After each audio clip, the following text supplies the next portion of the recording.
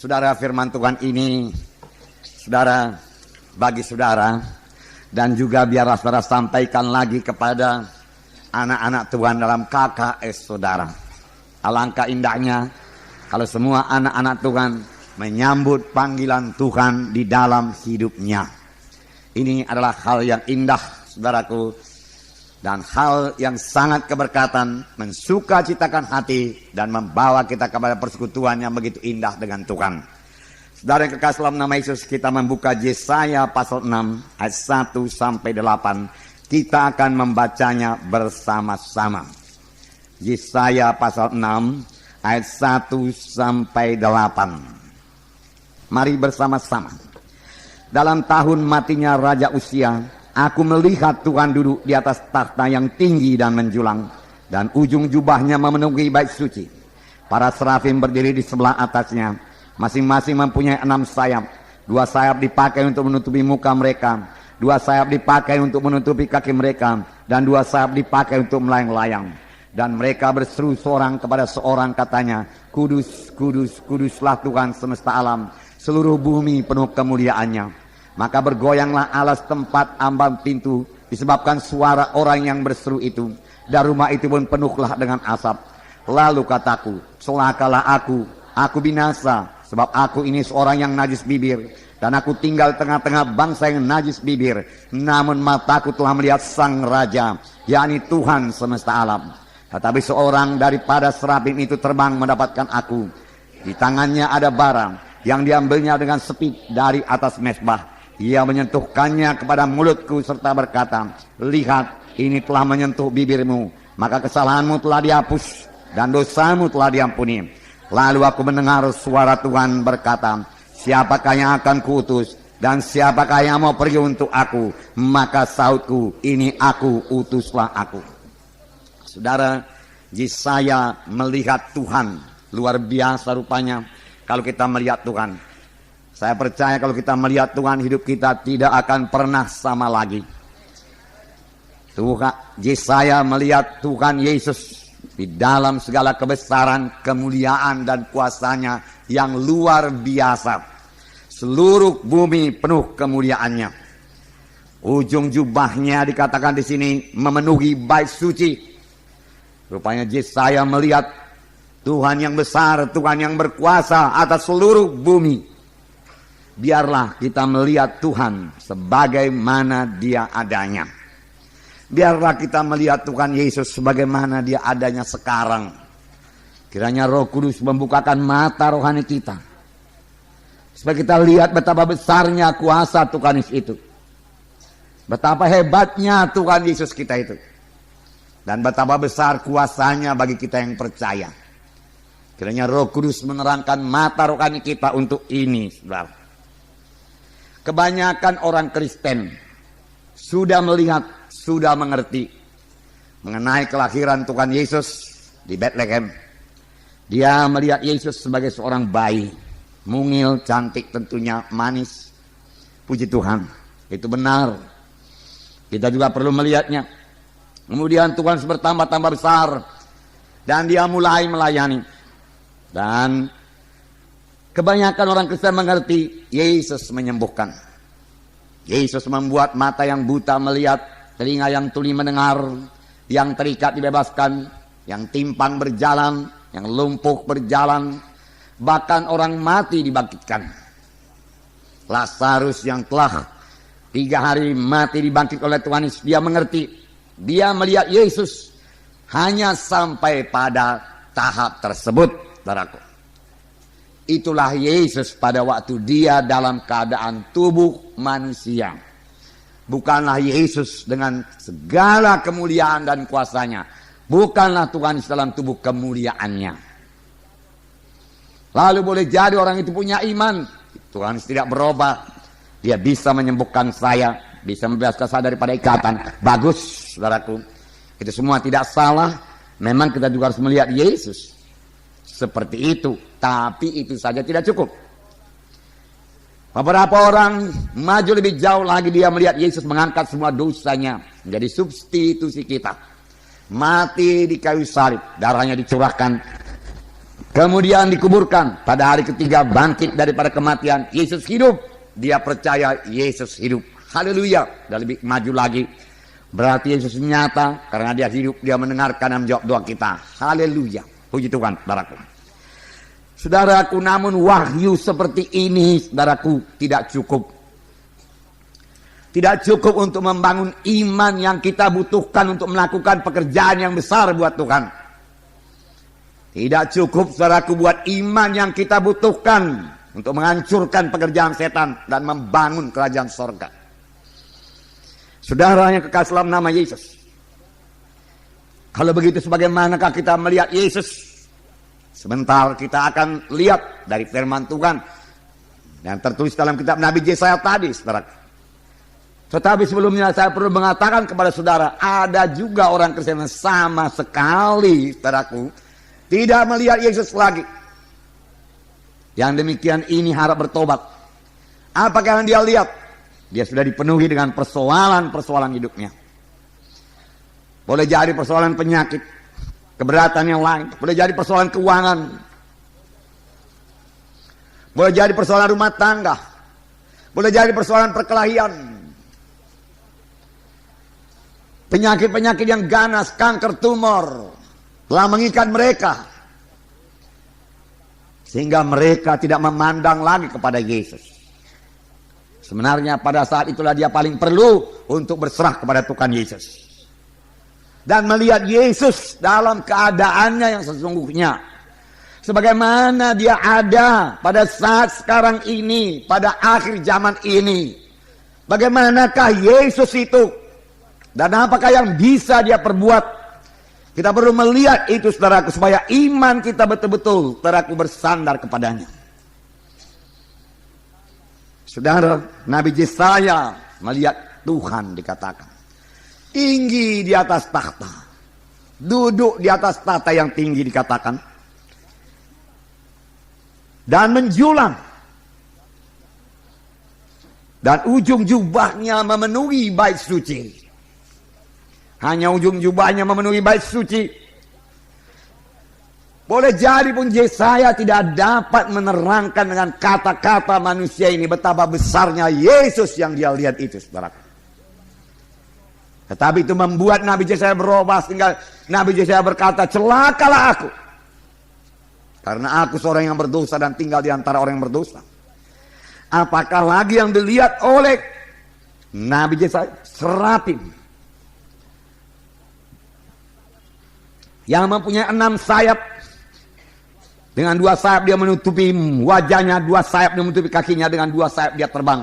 Dan mereka bernyanyi, kudus, kuduslah, kuduslah Tuhan semesta alam. Suci, suci. Seluruh bumi penuh kemuliaannya.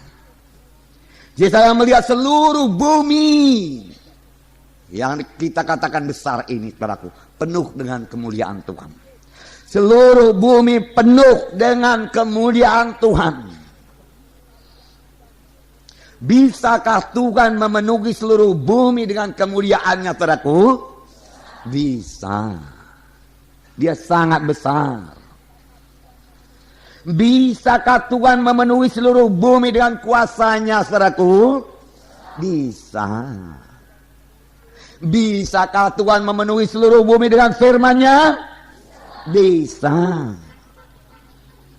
Seperti nyanyian saudara tadi, sehingga segala suku, bangsa dan bahasa mendengarkan Injil Tuhan, itu bisa saja dilakukan.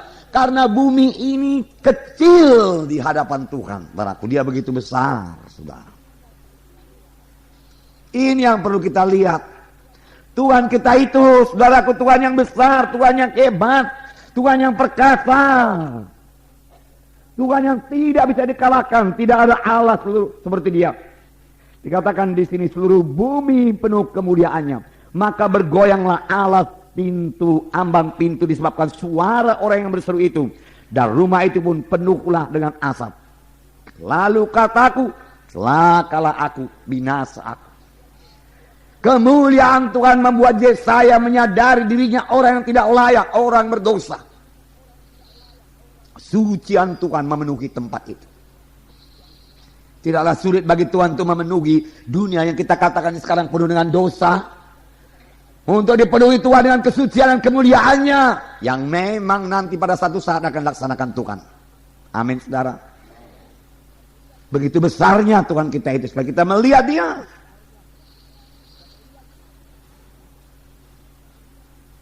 Nah, namun mataku telah melihat Sang Raja, yakni Tuhan semesta alam. Bukan Tuhan satu bangsa, bukan Tuhan satu negara, bukan Tuhan satu suku. Di sini dikatakan Tuhan semesta alam. Kalau dikatakan semesta alam bukan hanya dunia ini, tapi alam semesta ini dengan bulan, bintang, matahari, segala cakrawala, saudaraku, segala planet-planet ini, saudaraku. Dialah Tuhan yang mengatur segenapnya. Amin, saudara. Itulah Dia Tuhan Yesus, Tuhan kita yang besar. Amin. Biar kita melihat kebesaran Tuhan tersebut. Itulah Dia Tuhan kita, Tuhan Yesus. Yang saudara lihat Dia menyembuhkan orang sakit, mengusirkan setan, melepaskan orang terikat. Itu pada waktu Tuhan Yesus dalam keadaan tubuh, daging, dan darah. Tetapi Dia tidak tetap di situ. Dia naik ke tempat kemuliaan, duduk di sebelah kanan Allah Bapa di sorga dengan tubuh yang mulia, dan kuasanya dan kemuliaannya memenuhi seluruh bumi. Luar biasa besarnya, luar biasa kuasanya. Nah, kemudian Yesaya disucikan, saudaraku. Seorang serafim terbang mendapatkan Yesaya, di tangannya ada bara yang dia punya dengan sepit dari atas mezbah. Disentuhkannya ke mulut Yesaya dan berkata, lihat ini telah menyentuh bibirmu, maka kesalahanmu telah dihapus dan dosamu telah diampuni. Betapa mudahnya kepada Tuhan mengampuni dosa, menyucikan. Kemudian aku mendengar suara Tuhan berkata, siapakah yang akan kuutus dan siapakah yang mau pergi untuk aku? Maka sahutku, ini aku, utuslah aku. Jelas bahwa Yesus memerintah seluruh bumi. Bukan setan yang memerintah, bukan setan yang mengatur, bukan iblis yang memegang kendali baik kota Medan ini. Bukan setan yang berkuasa di kota Medan ini. Amin, saudara.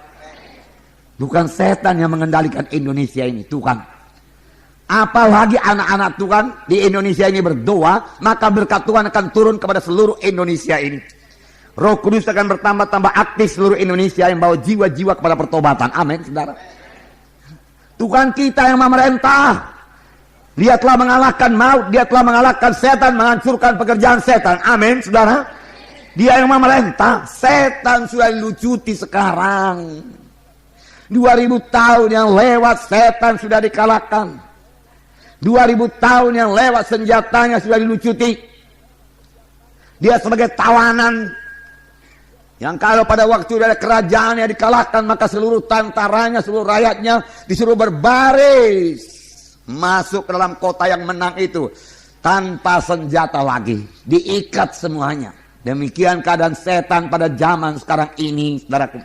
Namun wahyu seperti ini, wahyu untuk melihat Yesus sebagaimana adanya, belum dipunyai oleh semua gereja, belum didapat oleh semua gereja. Itu sebabnya sampai sekarang ini, saudaraku, setan masih menipu gereja. Seolah-olah dia yang memegang kendali. Bukan setan yang memegang kendali, tapi kita anak-anak Tuhan yang memerintah setan, yang menaklukkan setan di dalam nama Yesus. Amin, saudara. Kita yang mengalahkan setan. Kita yang memerintah, saudara. Kita yang memerintah. Nah, dalam Efesus pasal 1 ayat 21. Efesus pasal 1 ayat 21. Di manakah kedudukan Tuhan Yesus? Saya membaca yang pada saudara. Efesus 1 ayat 21. Jauh. Oke, ayat 20 mulai. Ayat 20. Yang dikerjakannya di dalam Kristus dengan membangkitkan Dia dari antara orang mati dan mendudukkan Dia di sebelah kanannya di sorga. Di sebelah kanan siapa ini, saudaraku? Allah Bapa. Jauh lebih tinggi daripada segala pemerintah. Jauh lebih tinggi dari apa? Dari pemerintah. Betul? Salah. Dari segala pemerintah. Berarti semua pemerintahan yang ada di dunia ini maupun di sorga, Yesus jauh lebih tinggi. Haleluya. Itulah dia Tuhan saya, itulah dia Tuhan saudara. Dia jauh lebih tinggi daripada segala pemerintahan. Jauh lebih tinggi. Bukan sedikit lebih tinggi, bukan setingkat lebih tinggi, saudaraku. Jauh lebih tinggi. Jauh lebih tinggi, jauh lebih berkuasa, jauh lebih mulia, jauh lebih suci, jauh lebih benar. Dan dia Tuhan Yesus yang kita sembah. Tuhan kita yang mengenal kita. Yang walaupun dia begitu besar, dia mengenal saudara. Kalau Daud mengatakan dia lebu tanah, saya setuju. Namun lebu tanah yang kecil itu saudaraku dikenal oleh Tuhan Yesus. Sampai ke detail-detail yang terkecil dalam hidup saya ini dia kenal. Saudara, luar biasa Tuhan kita itu. Karena dia memberikan rohnya berdiam dalam kita. Kemudian di sini dikatakan, jauh lebih tinggi daripada segala pemerintah dan penguasa dan kekuasaan dan kerajaan. Jauh lebih tinggi daripada penguasa, jauh lebih tinggi daripada kekuasaan, jauh lebih tinggi daripada kerajaan, dan tiap-tiap nama yang dapat disebut jauh lebih tinggi dari tiap-tiap nama yang dapat disebut. Saya sebutkan satu nama, saya katakan Yesus jauh lebih tinggi daripadanya. Nama apa yang saudara tahu? Sebutkan saja. Yesus jauh lebih tinggi daripadanya. Amin. Kemudian, daripada nama yang dapat disebut bukan hanya di dunia ini saja, melainkan juga di dunia akan datang. Bukan sekarang ini saja, nanti dan seterusnya. Amin, saudara. Nah, saudara kasih dalam nama Yesus. Biarlah kita melihat Tuhan Yesus seperti ini. Tuhan yang besar, Tuhan yang berkuasa, yang sekarang memerintah. Tahukah saudara dia masih memakai tubuh yang menyerupai tubuh manusia dan masih mempunyai bekas-bekas luka-lukanya. Tuhan Yesus bisa menghapus itu, saudara, tapi dia tidak menghapusnya, saudara, sebagai kenangan, kemenangannya atas setan, saudara. Oleh sebab itu kita harus yakin betul-betul bahwasanya Tuhan sudah menyediakan semuanya bagi kita. Pada waktu Tuhan melihat bekas luka-lukanya, saudara, di punggungnya misalnya, saudara, apakah yang dia lihat? Dia melihat kesembuhan jutaan-jutaan dari umat manusia yang sakit. Dan kalau masih ada yang sakit, saudaraku, dan belum disembuhkan, Tuhan Yesus bertanya, mengapa mereka tidak bersandar kepada bilurku ini? Mengapa mereka tidak beriman kepada bilurku ini yang sudah mengangkat penyakit mereka?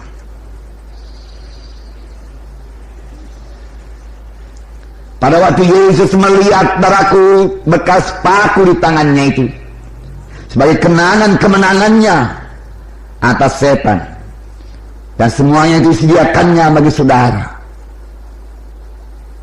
Dia berpikir, saudaraku, mengapa masih ada anak-anak yang diikat oleh kuasa-kuasa kegelapan, kalau aku telah membebaskan mereka dan darahku cukup kuat membentengi mereka. Amin, saudara.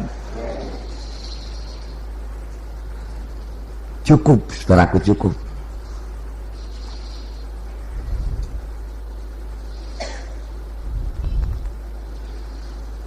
Pada waktu Tuhan berkata sudah genap, itu berarti sudah genap. Apa yang saudara butuhkan untuk hidup dan ibadah, untuk hidup berkemenangan, untuk hidup sehat, untuk mengalahkan setan, menghancurkan semua perbuatan setan, hidup dalam kebebasan, hidup berkemenangan yang mempermuliakan Tuhan, jadi terang, jadi saksi. sudah sedia, saudara. Sudah sedia. Yesus tahu benar bahwasanya itu sudah genap. Lalu dia katakan, sudah genap. Saudaraku, sudah genap. Dia tahu betul-betul sudah genap. Dan dia berkata, sudah genap. Saudara, pandanglah kepada Tuhan yang penuh dengan kuasa tersebut. Firman Tuhan juga berkata, untuk inilah anak Allah diberi nyata, supaya dia menghancurkan, supaya dia merusakkan pekerjaan-pekerjaan setan. Rusak. Rusak. Terjemahan lama menghancurkan. Rusak. Saya tanya, saya rusak parah. Rusak yang tidak bisa diperbaiki. Begitulah Tuhan menghancurkan pekerjaan setan. Dan Tuhan telah melihatnya itu hancur. Dan Tuhan mau saudaraku melihatnya itu kenyataan pada umatnya. Tuhan mau melihatnya itu kenyataan dalam hidup kita sebagai anak-anak Tuhan. Tuhan mau melihatnya itu menjadi kenyataan saudaraku di dalam hidup famili kita, keluarga kita, saudara-saudara kita, teman-teman kita. Tuhan mau supaya pekerjaan setan sudah dihancurkan dan dirusakkan. Amin, saudara. Sebab Tuhan telah menyediakan itu lengkap, saudaraku, 100%, saudara.